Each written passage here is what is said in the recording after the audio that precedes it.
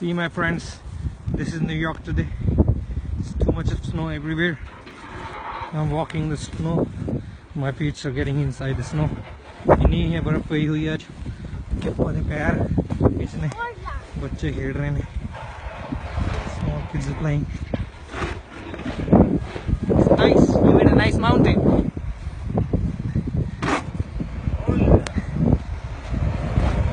He's cleaning all his jam.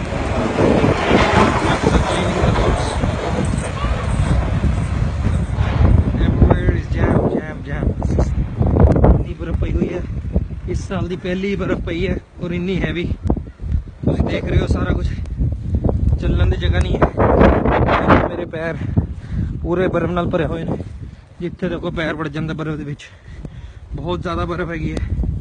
बहुत ठंड है. देखो कितना मज़ा आ रहा. बर्फ भी जा रहा वा अपने भरा के घर तारिक भाई दे. मैंने बुलाया सवेरे सवेरे. गड्डियां बंद ने, गड्डियां जाम ने, रस्ते जाम ने, सारा कुछ जाम है.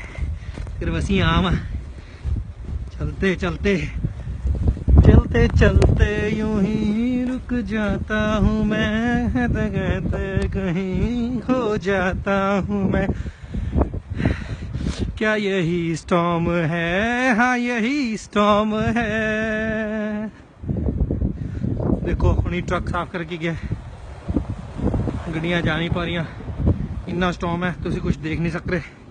हुणी ट्रक अपनी पूरी उस नाल सॉल्ट पा के गया है. इत्थे स्लिपरी हो रहा सारा कुछ. ओके न्यूयॉर्क, तुहानू फिर अपडेट करते हैं अगली न्यूज़ तो. Thank you.